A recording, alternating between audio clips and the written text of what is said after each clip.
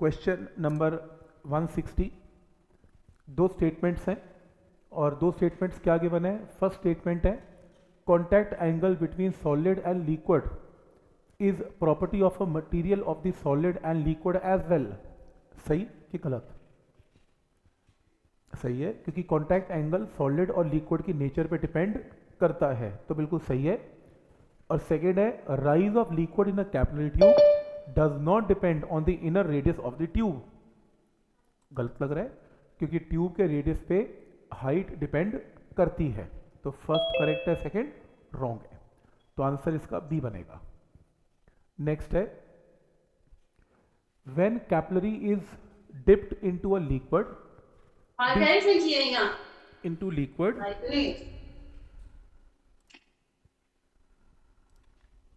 ठीक, तो the liquid neither rises nor falls in the capillary, contact angle may be zero।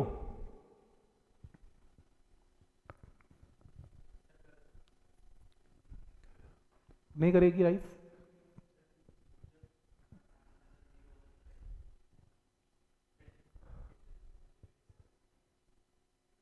देखो, उसने कहा कि एक ट्यूब के अंदर हाइट ना बढ़ रही है ना घट रही है, एंगल ऑफ कांटेक्ट क्या हो सकता है? जीरो हो सकता है।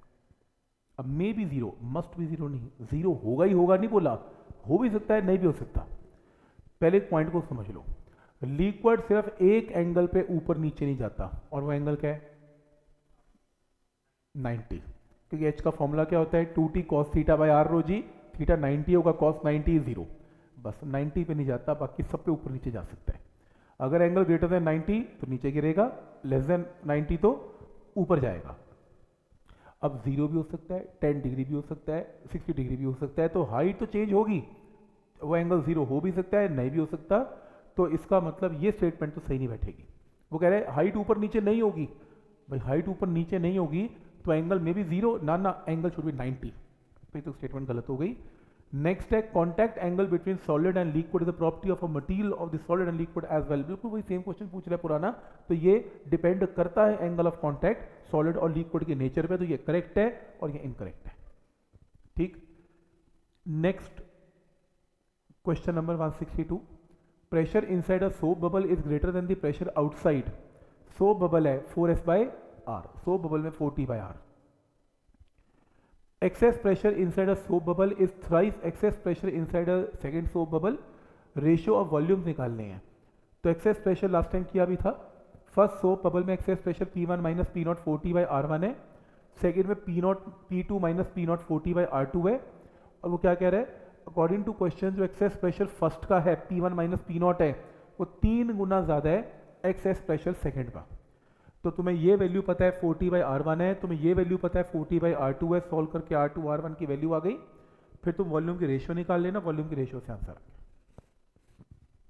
ठीक है, यहां तक कोई डाउट इसमें?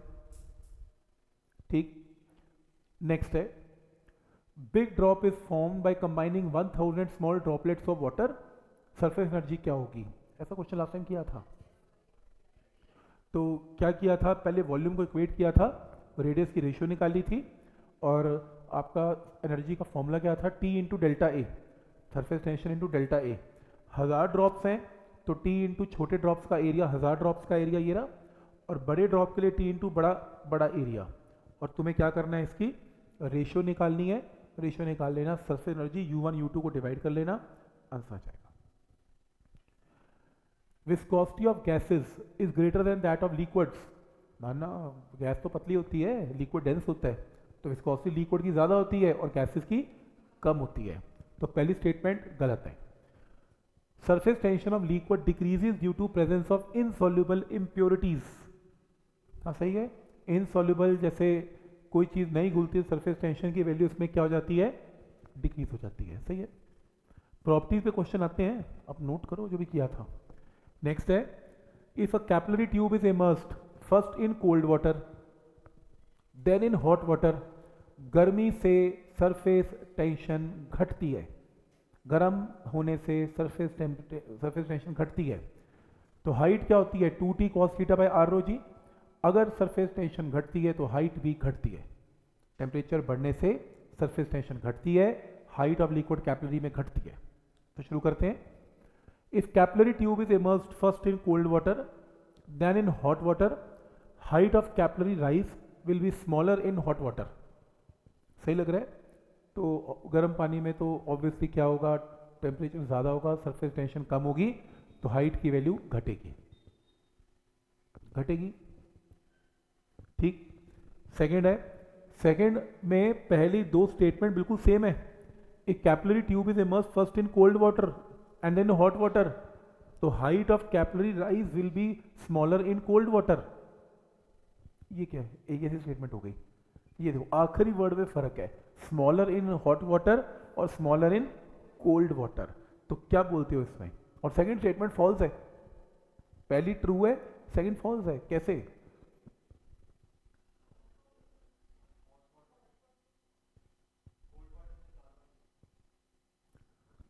कोल्ड वाटर में ज्यादा होगी, तो ये स्टेटमेंट सही नहीं है, नहीं होनी चाहिए।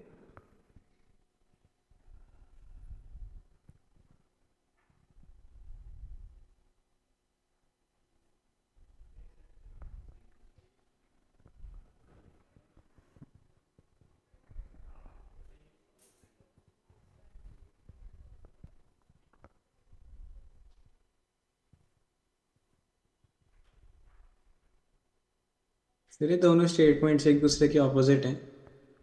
ये स्टेटमेंट एक दूसरे के ऑपोजिट हैं, तो क्या आंसर बोलते हो इसका? B part. D part. B. B. Yes sir.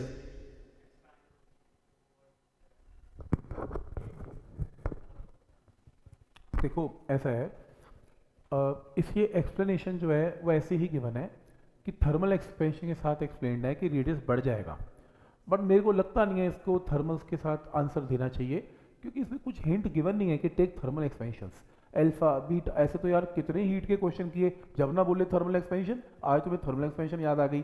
तो मेरे को लगता है कि जब तक वो बोले ना अल्फा बीटा गामा, तो नहीं आंसर देना चाहिए। इसमें सरफेस टेंशन की प्रॉपर्टी ही टेस्ट हो रही है, तो इसमें बिल्कुल सही बोल रहा है कि स्मॉलर इन हॉट वाटर और स्मॉलर इन कोल्ड वाटर, मतलब ये तो बिल्कुल ही एक दूसरे के ऑपोजिट ही हैं। एक सही है तो दूसरी गलत होगी होगी। ऑब्वियसली अगर हॉट में अगर मान लो कम है तो कोल्ड में ऑब्वियसली ज्यादा ही होगी, क्योंकि सरफेस टेंशन की वैल्यू बढ़ जाती है कोल्ड में, तो इसकी हाइट क्या होनी चाहिए? ज्यादा। तो बी गलत है, ए राइट है। सही है। Small liquid drop of radius r divided into 27 identical drop, 27 drop में तोड़ दिया। If surface tension is T, work done in the process क्या होगा? हमने किया है ये, पहले 1000 ड्रॉप में तोड़ दिया, तो पहले वॉल्यूम को इक्वेट कर लो और फिर क्या करो, work done T into delta ए।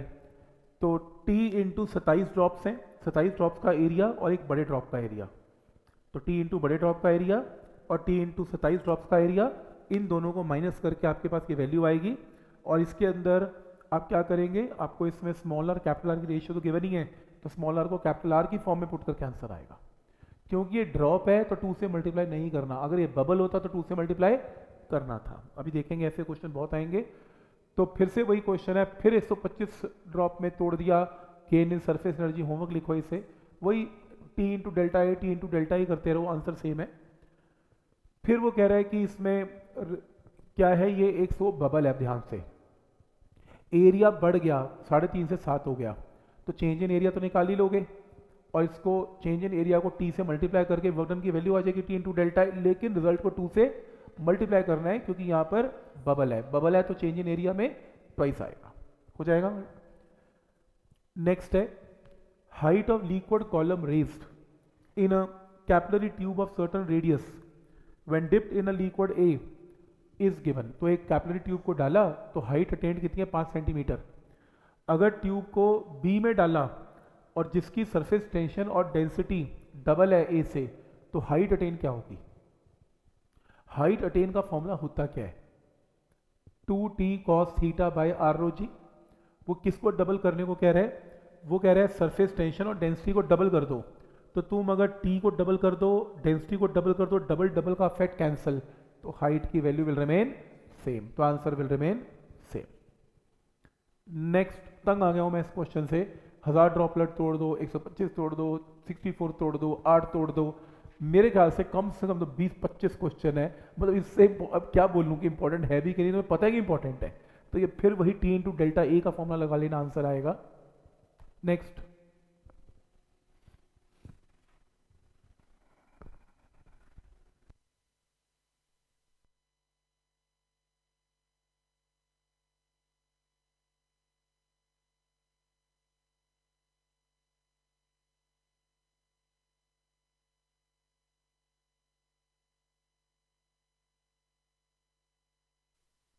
ए है इसका आंसर।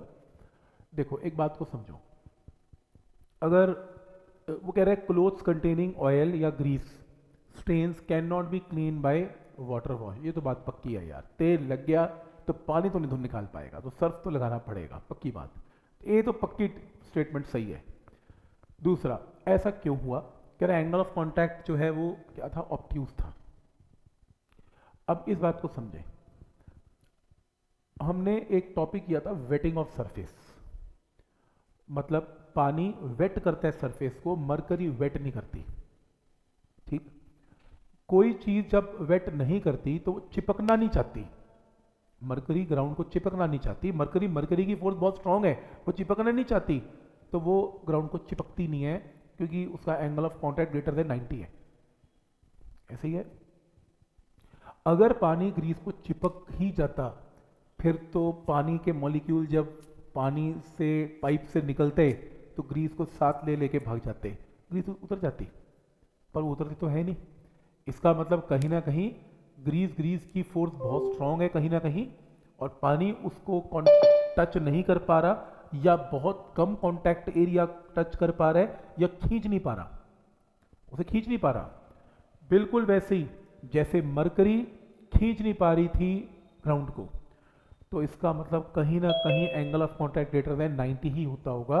90 ग्रेटर देन का मतलब ही क्लियर है कि ग्रीस ग्रीस की फोर्स बहुत स्ट्रांग है, पानी पानी की स्ट्रांग है, और ये दूसरे एक दूसरे को खींच नहीं पा रहे, इसलिए ये जो है ग्रीस उतर नहीं पा रही।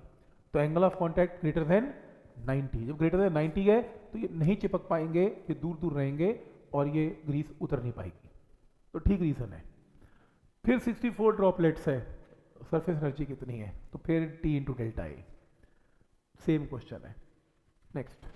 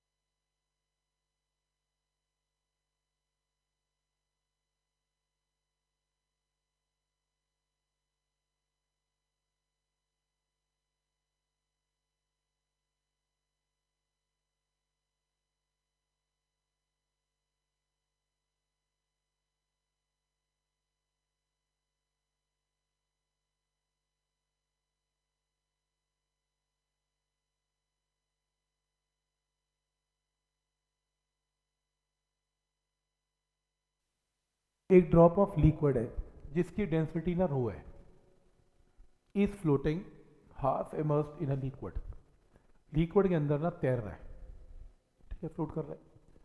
आपको बताना है रेडियस और ड्रॉप कितना है, और सरफेस टेंशन लेनी है।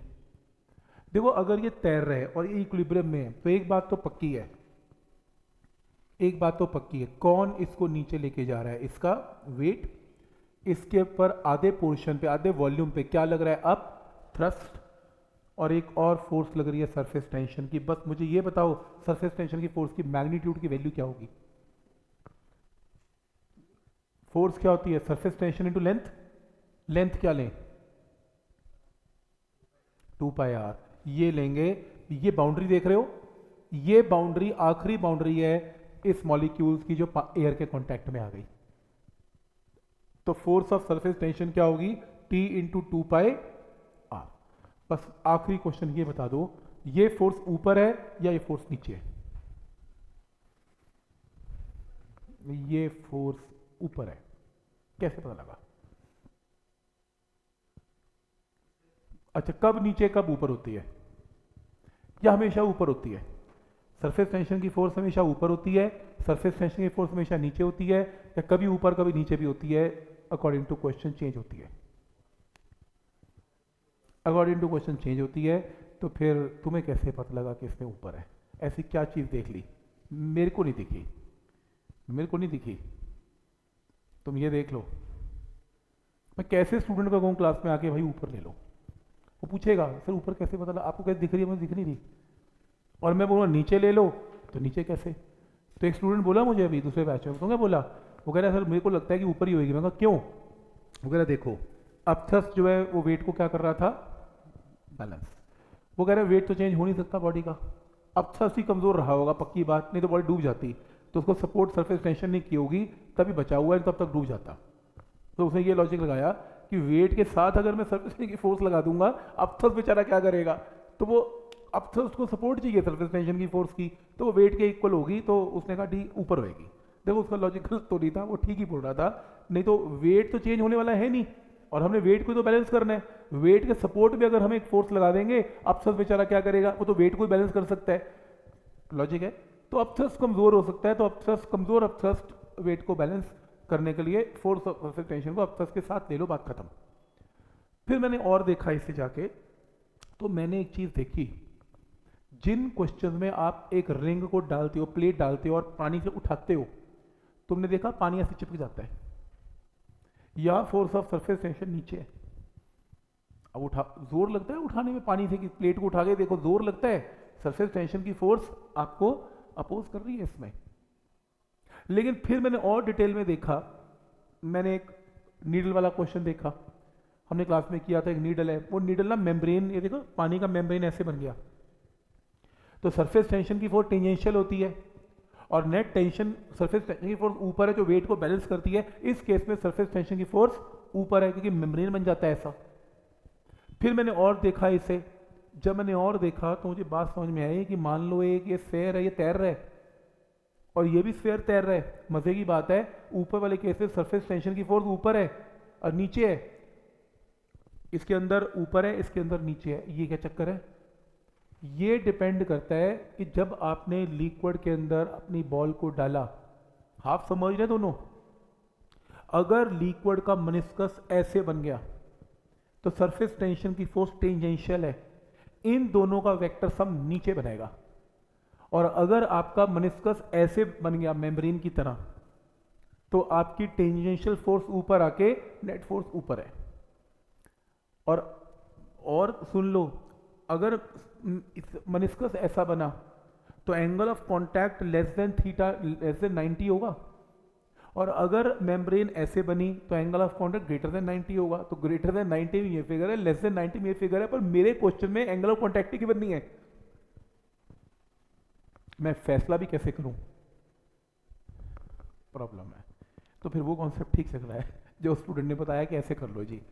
अब मैं आपको बताता हूं, आप जितने भी क्वेश्चन आप देखेंगे इसमें, अब थ्रस्ट की फोर्स में आप मेम्ब्रेन की तरह ही ट्रीट करते हैं, और आपका एंगल ऑफ कांटेक्ट हम लेते नहीं, जीरो ले लेते हैं, जिनमें गिवन नहीं होता, ऊपर ही लेनी है। और लॉजिक वही है, वेट को अगर बैलेंस करना है तो अब थ्रस्ट अकेला शायद नहीं हैंडल कर पाएगा, तो फोर्स ऑफ सरफेस टेंशन अब थ्रस्ट को सपोर्ट करेगी। तो इन शॉर्ट आपने फोर्स ऑफ सरफेस टेंशन को ऊपर ही लेना है अगर कोई बॉडी इक्विलिब्रियम में तैर रही है, नीचे नहीं लेना। ठीक, तो हम इतनी डिटेल में जाएंगे नहीं। हाँ, अगर कोई बहुत डिटेल में क्वेश्चन आ जाए फिर सोच सकते हैं कैसा होगा, पर एक्चुअल तो ये होता है। पर लेकिन मेरे को ऐसा लगता है कि आपको जरूरत नहीं है, जितने क्वेश्चन आप करेंगे, जितने भी करेंगे, उसमें फोर्स ऑफ सरफेस टेंशन ऊपर ही दिखेगी आपको, वो मेम्ब्रेन की तरह ही ट्रीट करता है उसे। तो अब जैसे ये क्वेश्चन और भी मैं बताता हूँ, इस क्वेश्चन के अंदर भी देख लेते हैं। मान लो एक कैपिलरी एक्शन हो रहा है, इसमें हमने किया हुआ है कैपिलरी एक्शन में असेंट फॉर्मूला में डिराइव किया था। एक नई चीज बताता हूँ, इसमें फिर क्वेश्चन को सॉल्व करते हैं। इसके अंदर जो ये ग्लास का मॉलिक्यूल है और ये पानी का मॉलिक्यूल है, तो ये पानी का मॉलिक्यूल, ग्लास के मॉलिक्यूल एक दूसरे को इक्वल एंड ऑपोजिट फोर्स लगाते हैं, और ये फोर्स ऐसे लगती है, सरफेस टेंशन की फोर्स ऐसे लगती है टेढ़ी इस पे। आपको ये टेढ़ी क्यों लगती है? कहीं भी इस पूरी ट्यूब पे टेढ़ी लगेगी, टेढ़ी लगेगी। तो बाई रिएक्शन मॉलिक्यूल इसके ऊपर, वॉल के ऊपर फोर्स लगाते हैं, तो आपस में ये फोर्स लगा रहे हैं। तो सरफेस टेंशन की फोर्स के ये एंगल ऑफ कांटेक्ट थीटा, तो थीटा इसके दो कंपोनेंट हो जाते हैं, T cos theta T sine theta, T cos theta तो हर ट्यूब के कॉर्नर पे सेम डायग्राम बनता है, तो सारे टी साइन थीटा कैंसिल हो जाती है और टी कॉस थीटा कहाँ एक्ट करती है, ऊपर। ऊपर कैसे, ऐसे पूरी ट्यूब के सरफेस के ऊपर ऊपर एक्ट करती है, और यही वो फोर्स है सरफेस टेंशन की जो लिक्विड को कैपिलरी में ऊपर ले जाती है। हमने अपनी डेरिवेशन आसान की थी, प्रेशर के साथ ड्राइव किया था हमने, लेकिन अगर फोर्स के साथ ड्राइव करना हो, वो क्वेश्चन में पूछ सकता है कितनी फोर्स लग रही है इस लिक्विड के ऊपर जो लिक्विड को ऊपर लेके जा रही है, तो आंसर पता है क्या होगा, ऊपर की तरफ कौन सा कंपोनेंट है, T cos theta, surface tension T cos theta, और लेंथ क्या लेंगे 2 पाई आर। तो कितनी फोर्स से लिक्विड ऊपर जा रहा है, तो आंसर आएगा T cos theta into 2 pi r, r is radius of tube. और ये जब फोर्स ऊपर लगती है तो लिक्विड ऊपर चढ़ना स्टार्ट हो जाता है, और मान लो h हाइट तक ऊपर जाता है, तो h हाइट का मतलब ये जो लिक्विड देख रहे हो, जितना लिक्विड ये देख रहे हो, ये वाला यहां से यहां तक, इस लिक्विड के वेट ऑफ लिक्विड को जाके सपोर्ट करता है। तो इसके अंदर ये वेट ऑफ लिक्विड कैसे निकलेगा, पहले लिक्विड का वॉल्यूम निकलता है, volume of cylinder minus volume of hemisphere into density of water into g. और अगर आप यहां पुट करें तो आपको पता है हाइट की वैल्यू क्या आएगी, 2t cos theta by r rho g, answer वही आएगा। पर हमने थोड़ा आसान किया, मैंने अब इसलिए बताया क्योंकि आपके ऑब्जेक्टिव में क्वेश्चन पूछा जाता है कैपिलरी ट्यूब में बताओ कौन सी फोर्स लिक्विड को ऊपर लेके जा रही है, तो ये फोर्स ऊपर लेके जा रही है, आपको ये बात समझ में आनी चाहिए। चलो हमारा क्वेश्चन ये नहीं है, हमारा क्वेश्चन कुछ और था। हमारा क्वेश्चन है कि इसका क्या करना है। अब इसका तो हो गया फैसला, जब एक ड्रॉप मिड पॉइंट में है तो मैंने बता दिया नीचे की फोर्स mg है, ऊपर की फोर्स अप थ्रस्ट है, ऊपर की फोर्स सरफेस टेंशन की फोर्स भी है, वेट ऑफ द बॉडी क्या है, volume of sphere into density into g. Up thrust में आधा वॉल्यूम आएगा 4/3 पाई आर क्यूब इंटू 2, आधा डूबा हुआ है, into density of liquid into g, और फोर्स ऑफ सरफेस टेंशन क्या आएगी T इंटू 2 पाई आर। यहां पर वैल्यूज पुट कर लेना, सॉल्व कर लेना, आर की वैल्यू आ जाएगी, आंसर आएगा। तो ऐसे इस कॉन्सेप्ट, और ये 3 बार क्वेश्चन आया, 3 बार दिखाऊंगा अभी आपको, तीनों बार ऐसा लगेगा, जहां मुझे देखो तीनों बार यही लगेगा। जैसे इस क्वेश्चन को देखना,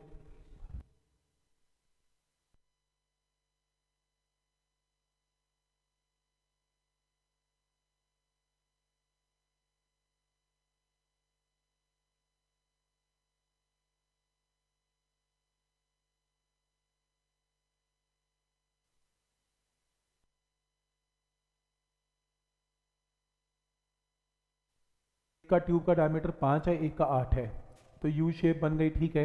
लेवल ऑफ वाटर में क्या फर्क होगा, तुम्हें सरफेस टेंशन पता है, एंगल ऑफ कांटेक्ट 0 पता है, डेंसिटी पता है, तो तुम एक काम करो, पहले तुम फर्स्ट ट्यूब को जिसका रेडियस पता है आपको, पहली ट्यूब लो, पहली ट्यूब में हाइट निकाल लो 2t cos थीटा, थीटा 0 है, बाय आर रो जी।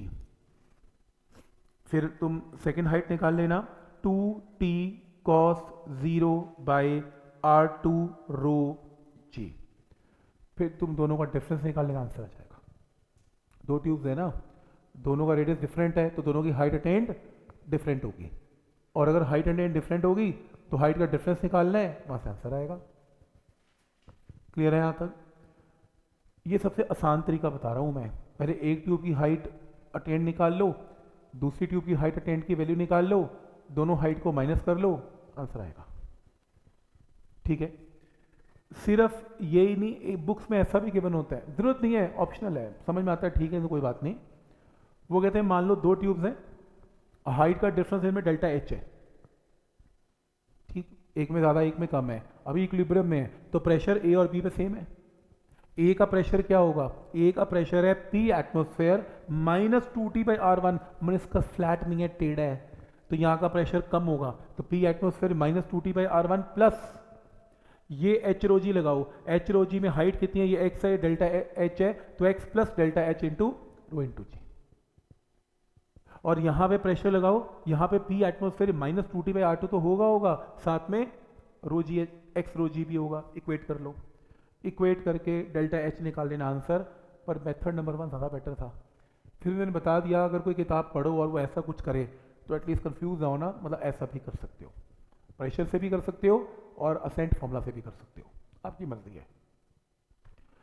फिर वो कह रहा है जी कंबाइन हो गए ड्रॉप्स, लार्ज ड्रॉप बन गया तो टोटल एनर्जी पहले और बाद में कितनी है, सेम टी इंटू डेल्टा ए, टी इंटू डेल्टा ए लगाना है, सेम क्वेश्चन है।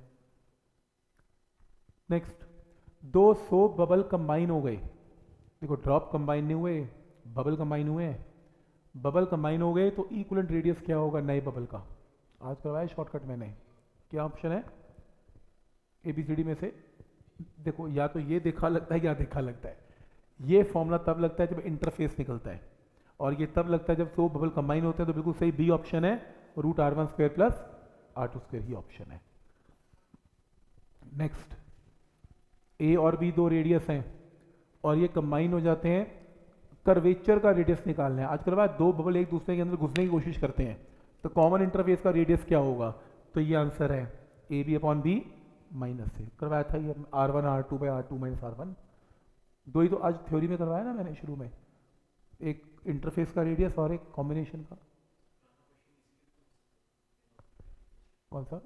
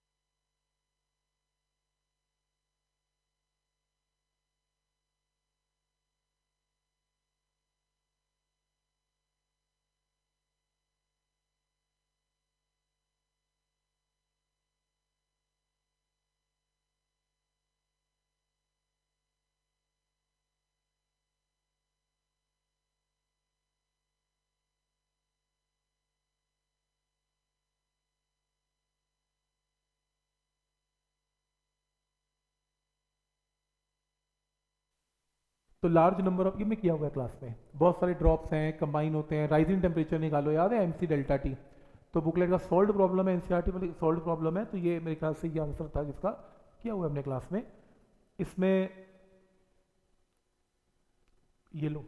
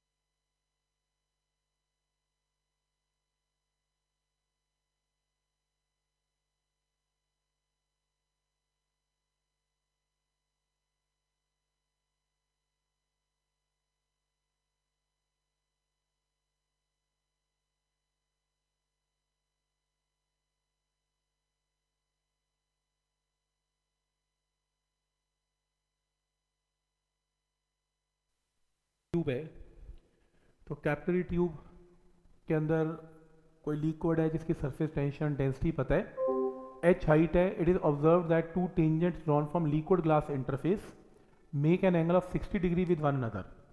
तो h की वैल्यू क्या है, देखो जब आप टेंजेंट ड्रॉ करते हो तो ये एंगल ऑफ कॉन्टैक्ट है, पर वो कह रहे हैं जो दो टेंजेंट आप ड्रॉ करते हो वो दोनों टेंजेंट 60 डिग्री पे मिलती हैं, तो आधा आधा एंगल 30 और 30 है, तो ऑल्टरनेट एंगल से ये भी 30 है, तो एंगल ऑफ कॉन्टैक्ट 60 नहीं है 30 है, तो तुम यहाँ 30 पुट कर देना, अब हाइट निकाल लेना 2t cos थीटा पे r rho g, आंसर ये फर्क है। तो समझ में आ रहा है, अगर ये एंगल 60 है तो एंगल ऑफ कॉन्टैक्ट आधा हो जाएगा, 30 हो जाएगा, तो अब आंसर आएगा। ये कर चुके, रिपीट है क्वेश्चन आया हुआ है इसमें पिछले क्वेश्चन में से। फिर आ गया सेम क्वेश्चन, एक ड्रॉपलेट तैर रहा है,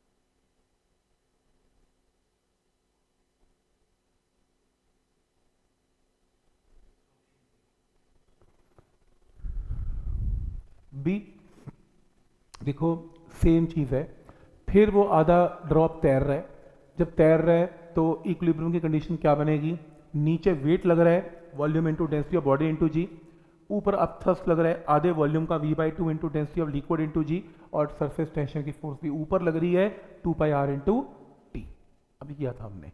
तो यहाँ से वॉल्यूम का मतलब होल बॉडी का वॉल्यूम 4/3πr³ है, और यहाँ से आपके पास v का मतलब 4/3πr³ है, मतलब रीअरेंज करके आंसर आएगा, निकाल लेना। मतलब मेन तो पहली इक्वेशन यही है, वॉल्यूम तो ड्रॉप का पुट कर ही लोगे 4/3πr³, यहाँ से सॉल्व करके r की वैल्यू आएगी। ठीक है यहाँ तक तो आइडिया समझ में आ रहा है कैसे लगना है, मतलब वही क्वेश्चन बार बार रिपीट करे जा रहा है। तो नेक्स्ट है, ये बढ़िया क्वेश्चन है, क्या आंसर है,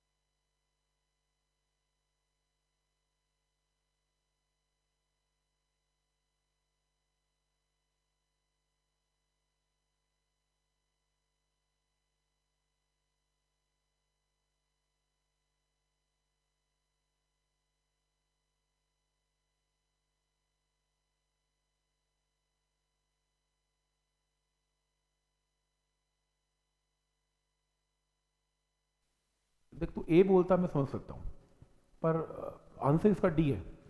देखो, इनसफिशिएंट लेंथ का कॉन्सेप्ट है। अगर लेंथ ऑफ कैपिलरी ठीक नहीं है, इनसफिशिएंट है, तो जैसे रेडियस आर है और मान लो कैपिलरी की हाइट एच है, तो अगर रेडियस की वैल्यू कितनी कर दी, ट्वाइस कर दी, तो हाइट क्या होगी, h/2 होगी। ठीक है, तो h into r is a constant, तो हाइट h/2 होगी, तो बात पता लगी गई।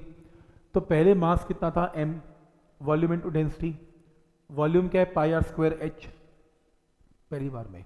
दूसरी बार में डेंसिटी सेम है, रेडियस की जगह 2r हो गया, हाइट की जगह h/2 हो गया, तो सॉल्व करके कितना आ गया, मास ट्वाइस आएगा। तो ऐसे एक स्टेप एक्स्ट्रा करना पड़ेगा, पहले इनसफिशिएंट लेंथ का कॉन्सेप्ट लगाना पड़ेगा कि किसी भी इनसफिशिएंट लेंथ में h into r is a constant, तो h inversely proportional to r। Next, ratio of surface tension of mercury and water given है। तो मरकरी और वाटर की सरफेस टेंशन की रेशियो गिवन है, डेंसिटी की रेशियो गिवन है, एंगल ऑफ कॉन्टैक्ट भी पता है, और हाइट दोनों की सेम है। एक लिक्विड वो कह रहा है ऊपर चढ़ रहा है और दूसरा डिप्रेस कर रहा है, तो हाइट दोनों की एग्जैक्टली सेम है। आपको रेशियो R1 R2 की निकाल, तो ठीक है ना, हाइट सेम है तो लगा लो formula, 2T1 cos θ1 by R1 ρ1 g, 2T2 cos θ2 by R2 ρ2 g, θ1 θ2 पता है, डेंसिटी की रेशियो पता है, आपको सरफेस टेंशन की रेशियो पता है, एंगल ऑफ कॉन्टैक्ट पता है, न्यूमेरिकल सॉल्व करके आंसर आ गया। तो कुछ रेशियो फॉर्मूला तो वही लगेगा, h is 2T cos θ by R ρ g, h को सेम कर देना। ये क्वेश्चन ने इंपॉर्टेंट है, क्वेश्चन इंपॉर्टेंट है, ये 3 बार आया हुआ है, बहुत इंपॉर्टेंट है।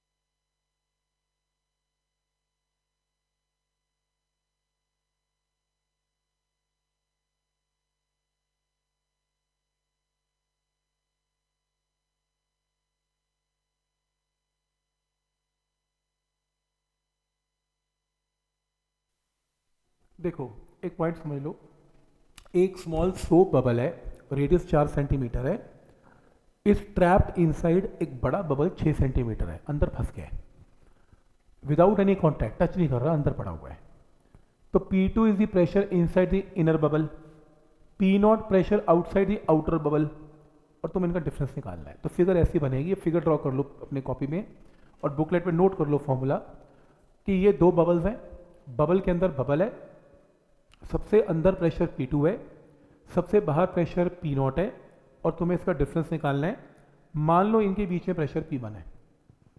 अब मुझे पता है कि P2 minus P1 excess pressure, P2 minus P1 is 4T1 T by R2, P2 minus P1 bubble है ना, तो 4T by R2, P1 minus P0 is 4T by R1, P1 minus P0 is 4T by R1।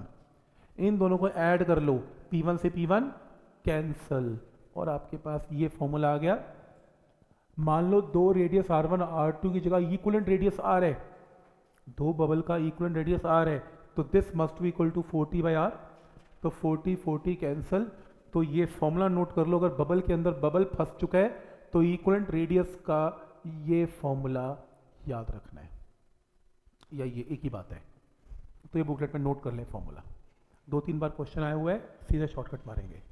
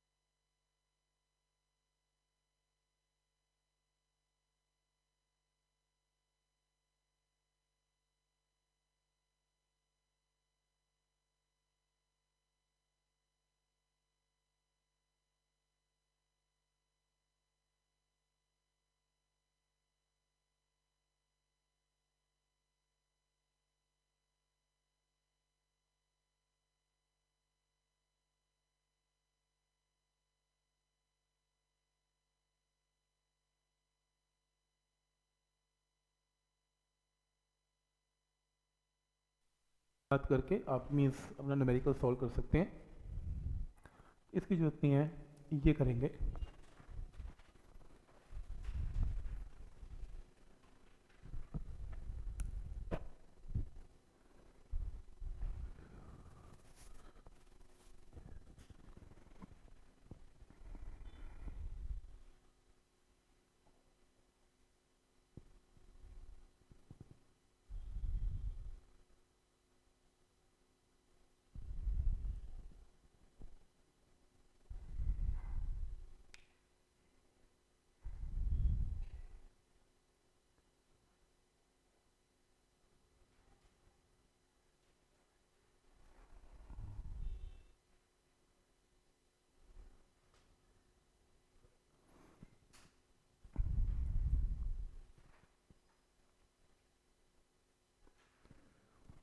तो question है, एक bubble है, जैसे आप पानी गर्म करते हो तो नीचे बबल उठते हैं, उठ उठ के ऊपर आते हैं सरफेस पे, ऐसे ही उनमें से एक बबल है ये कुछ ऐसे पड़ा हुआ है सरफेस पे और चिपका हुआ है नीचे ग्राउंड के साथ, और चिपक के फ्लैट है थोड़ा सरफेस, तो उसका रेडियस कितना है, आर रेडियस में फ्लैट है ये। तो जैसे ऐसा है, ये फिगर देखो, ये फ्लैट है, ऐसे ऊपर से गोल है, नीचे फ्लैट है, फ्लैट का रेडियस छोटा आर है, बबल का रेडियस कैपिटल आर है इस क्वेश्चन में, ये रहा। आपको ये बताना है, और स्मॉल आर बहुत छोटा है कैपिटल आर से, सरफेस टेंशन टी है इसमें, आपको स्मॉल आर बताना है कितना हो, ये कितना फ्लैट रहे कि ये सरफेस को डिटैच करके ऊपर चला जाए, छोड़े और ऊपर चला जाए। स्मॉल आर बताना है कि सरफेस से डिटैच हो जाए। अब ये जो प्रॉब्लम है डिटैचमेंट की, वो कैसे सॉल्व करते हैं, इसके ट्रिक है, एक ही ट्रिक है, आप इसके दो न्यूमेरिकल देख लोगे डिटैचमेंट के, तीसरा अपने पास आएगा। तो मैं तुम्हें अभी ये क्वेश्चन सॉल्व कर भी दूंगा, कोई फायदा नहीं होगा, क्योंकि क्वेश्चन सॉल्व करूंगा तो आपको ना ज्योमेट्री, आपको कहे यार ये वहां बनानी पड़ेगी ज्योमेट्री, इस ज्योमेट्री में कुछ भी नहीं है। तो मैं अब आपको डिटैचमेंट की प्रॉब्लम सिखाता हूँ कि एक्चुअल में जितने क्वेश्चन डिटैचमेंट के हैं उसको कैसे करना है, फिर इस क्वेश्चन को बीच में सॉल्व करते हैं। ठीक, मतलब ये एक क्वेश्चन नहीं है, ये 2-3 क्वेश्चन की सीरीज है। तो इसके लिए आप अपनी बुकलेट के अंदर वापस चलें और बुकलेट में शीट नंबर 39 ओपन करें और 39 का ये वाला क्वेश्चन को पढ़ें। मैं थोड़ा छोटा कर देता हूँ, क्वेश्चन दिख भी नहीं रहा, नहीं तो ऐसे। कोई बोला क्वेश्चन है, मैंने कहा हाँ क्वेश्चन है, वो कहता बोला शायद कहानी लिखी हुई है, क्वेश्चन तो छोटे होते हैं। और ये एम्स का पेपर जब हुआ करता था ना अलग से, ये एम्स का क्वेश्चन है, उन्हें पूछा था ये।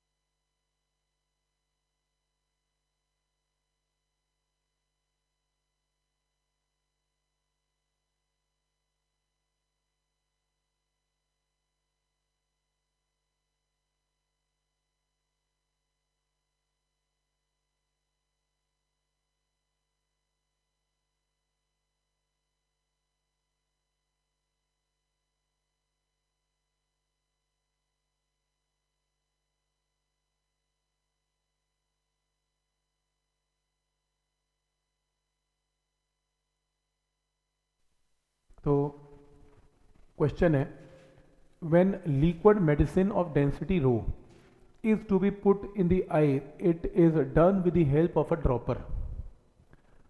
As the bulb on the top of the dropper is pressed, drop forms at the opening of the dropper. एक आंख में डालने की दवाई है, आप दवाई ड्रॉपर से भरते हो, उसका पीछे का हिस्सा दबाते हो और फिर ड्रॉप इकट्ठा होता है, और बड़ा और बड़ा और बड़ा, और अल्टीमेटली इतना भारी हो जाता है उसके वेट की वजह से वो नीचे गिरता है और सीधा आंख में जाके गिर जाता है।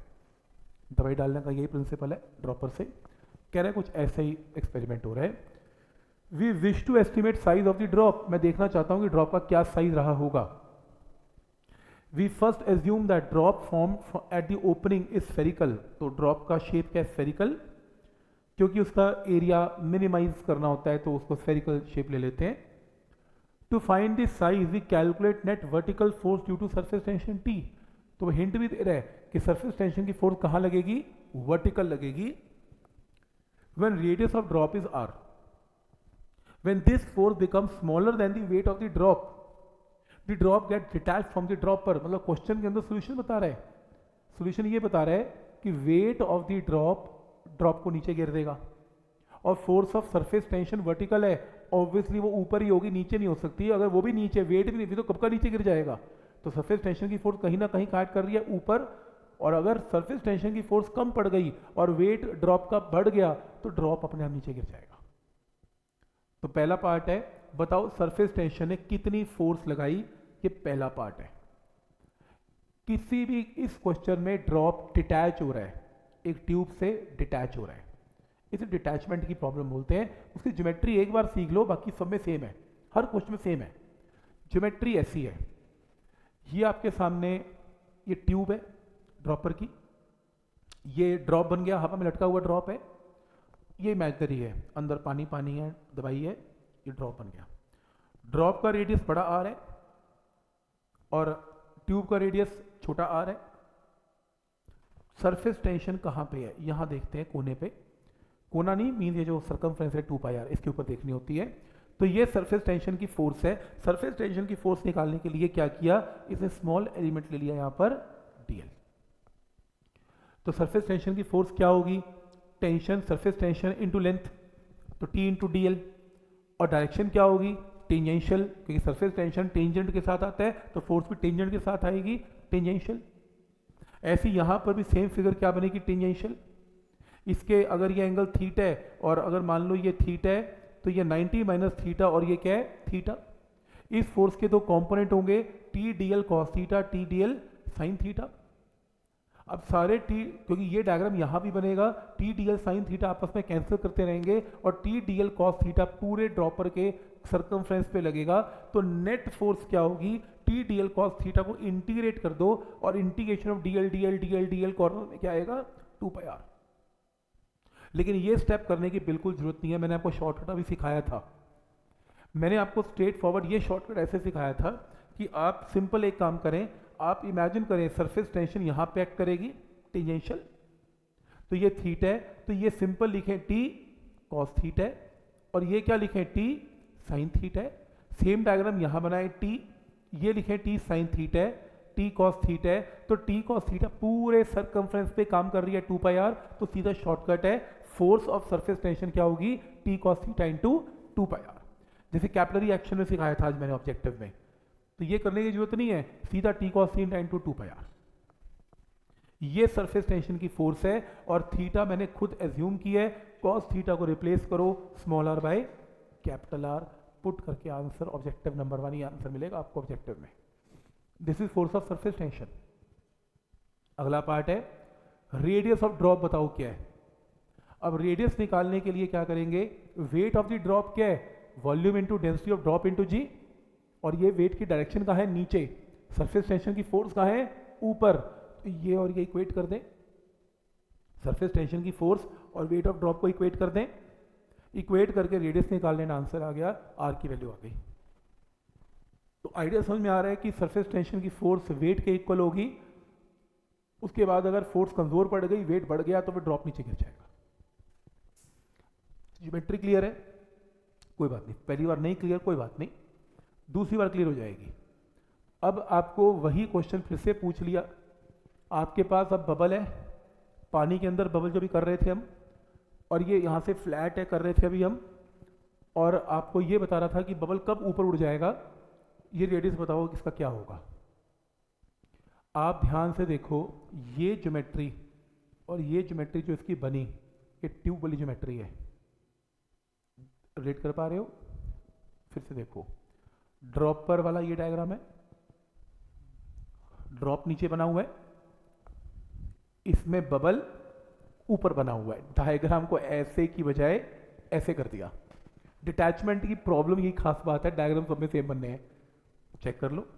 इस बार टेंशन ये रही, फिर वही सेम स्टोरी, ये थीटा ले लो, ये थीटा ले लो, थीटा 90 में थीटा थीटा, टेंशन के कंपोनेंट्स ले लो, टी साइन थीटा सर्कमफ्रेंस पे काम कर रही है, तो फोर्स ऑफ सरफेस टेंशन तो बबल को ऊपर उड़ने से रोक रही है।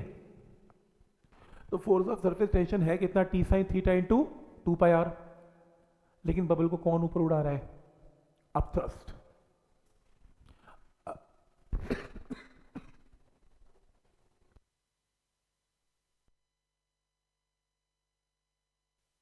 क्या, volume of bubble into density of water, upthrust में डेंसिटी ऑफ वाटर आती है इंटू जी। वेट लेना इनएलिजिबल है, इक्वेट करके आर निकाल देना आंसर। और तुम्हें साइन थीटा चाहिए होगा, r by capital R sine theta. मतलब ज्योमेट्री से जो आप घबरा रहे थे कि ज्योमेट्री क्या बनेगी, ज्योमेट्री तो सेम ही बनेगी। और मेरे हिसाब से बेस्ट तरीका क्या करना है, जो आप थीटा लेते हो ना, आप ना सेंटर का एंगल थीटा मान लिया करो। खैर मान तो कुछ भी सकते हो, उसे फ़ायदा ये होता है स्मॉल आर और कैपिटल आर का रेडियस जल्दी निकलता है। तो हाँ, अगर उसने दे दिया तो अच्छी बात है, नहीं दिया आप ऐसे कर सकते हो। तो अल्टीमेटली थीटा तो कुछ भी मान लो, एलिमिनेट तो करना पड़ेगा। ठीक, फिर एक और क्वेश्चन आ गया। वो कहता है एक बच्चा एक खिलौना ले आया, बबल उड़ाऊंगा साबुन के। ये वो रिंग ले आया, रिंग है ये, सोप की फिल्म लगाई, हवा ब्लो की, वी वेलोसिटी में हवा मारी, बबल फूल गया, ये रहा। तो क्वेश्चन है, बताओ इस क्वेश्चन में रेडियस क्या होगा इस बबल का, कि अगर आपने रेडियस इससे ज़्यादा किया तो बबल डिटैच हो जाएगा, फिर डिटैचमेंट की प्रॉब्लम है, रिंग छोड़ देगा। अब ध्यान से इसकी ज्योमेट्री देखो। पहले ड्रॉपर वाले केस में बबल ड्रॉप कैसा बना था, ऐसा, वो इससे पहले वाला ऐसा, इस बार ऐसा ये रहा, ये रहा, इस तरफ डायरेक्शन देखो, ये रहा, सही है। तो मतलब कुछ नहीं कर रहा, वो खेल खेल रहा है, कभी ऊपर कभी नीचे, कभी लेफ्ट कभी राइट। और थ्योरी डायग्राम देखो, ये रहा आपका रिंग, ये रहा आपका बबल, ये रही टेंशन टेंजेंशियल, फिर हमेशा की तरह एंगल थीटा। आपको रिंग का रेडियस बी गिवन है और ये आपको रेडियस ड्रॉप बबल का आर गिवन है। थीटा 90 माइनस थीटा, तो theta components, T sine theta into ये सर्कमफ्रेंस कितना है 2πb। ये फोर्स सरफेस टेंशन की है, जिससे कि बबल उड़ने को मना कर रहा है कि मैं उड़ूंगा नहीं, रोक के रख रही है सरफेस टेंशन की फोर्स। और तुम्हारी अप्लाइड फोर्स जो है, जो तुमने हवा मुंह से मारी, वो फोर्स अगर इससे बड़ी हो गई तो बबल उड़ जाएगा, डिटैच हो जाएगा। और क्योंकि ये बबल है तो ये आपकी जो सरफेस टेंशन की फोर्स है वो ट्वाइस होगी, क्योंकि अंदर और बाहर दोनों तरफ एयर है। अब क्वेश्चन में तुम्हें वेलोसिटी गिवन है, फोर्स नहीं गिवन। जो तुमने मुंह से लगाई वो वेलोसिटी गिवन है हवा की, कोई बात नहीं। फोर्स क्या होती है, momentum by time, change of rate of change of momentum. Mass into velocity में मास का मतलब volume into density. Volume by time क्या होता है, वॉल्यूम फ्लोइंग पर सेकंड क्या होता है, area into velocity. Equation of continuity, area into velocity, volume flowing per second into density into velocity, velocity into velocity, velocity का square, area of cross section कितना है पाई B square. Solve कर लो और and में फिर से साइन थीटा की जगह पुट कर लेना small v by capital R, put कर लो और यहाँ से आर निकाल लो, आंसर आ गया। मतलब ये डिटैचमेंट की प्रॉब्लम के ऊपर प्रॉब्लम तुम्हें मिलनी नहीं कहीं पर, जहाँ मर्जी चले जाओ, डिटैचमेंट की एक ही डायग्राम है, एक ही फिगर बननी है।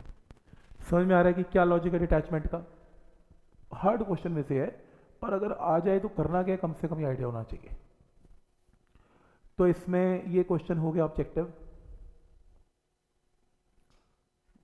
इजी क्वेश्चन है ये क्वेश्चन।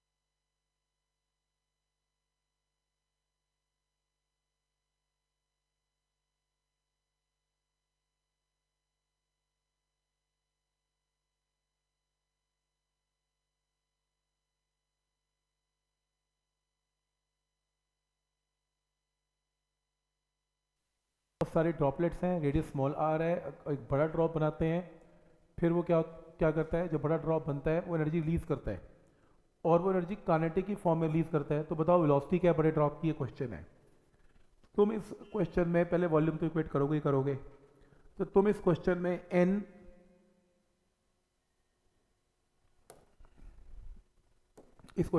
n इंटू छोटे ड्रॉप का वॉल्यूम इज इक्वल टू बड़े ड्रॉप का वॉल्यूम कर दो। तो यहां से तुम्हारे पास n की वैल्यू आ जाएगी, n की वैल्यू इसके इक्वल आ जाएगी। फिर तुम क्या करोगे, एनर्जी रिलीज निकाल लो। एनर्जी रिलीज का फॉर्मूला क्या है, surface tension into change in area. Surface tension area कितना है, n into 4 pi r square, 4 pi capital R square. तो यहाँ से s इंटू एन की जगह वैल्यू पुट कर लो, R cube by R cube, ये लो एनर्जी रिलीज्ड है। ये energy released half into mass into velocity square कर लो। अब एनर्जी रिलीज किसको मिली, बड़े ड्रॉप को मिली, क्योंकि छोटे ड्रॉप मिलके बड़ा ड्रॉप बना देते हैं। तो मास ऑफ बड़ा ड्रॉप क्या होगा, वॉल्यूम ऑफ बड़ा ड्रॉप इनटू डेंसिटी ऑफ बड़ा ड्रॉप। तो सॉल्व कर लेना, v की वैल्यू आ जाएगी आंसर। ठीक है, मेथड समझ में आ रहा है करना क्या है। तो कई बार वो energy released mc delta t बोल देगा, कई बार हाफ mv स्क्वायर बोल देगा। तो पॉइंट समझ में आना चाहिए कि इसमें करना क्या है। पॉइंट क्लियर है यहाँ तक, कोई डाउट इसमें?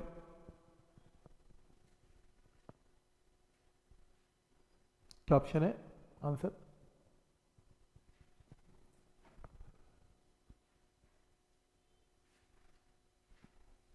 ठीक, तो इसका आंसर है 189 का बी है। ठीक, तो कर लेना ट्राई से, ये हमने किया हुआ है। सोप बबल है, ये किया हुआ है, आसान है, ट्राई करने हैं आपने सारे।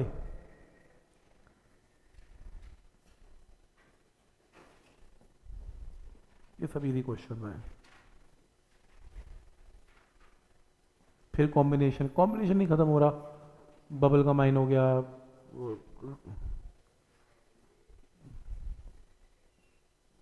ठीक है।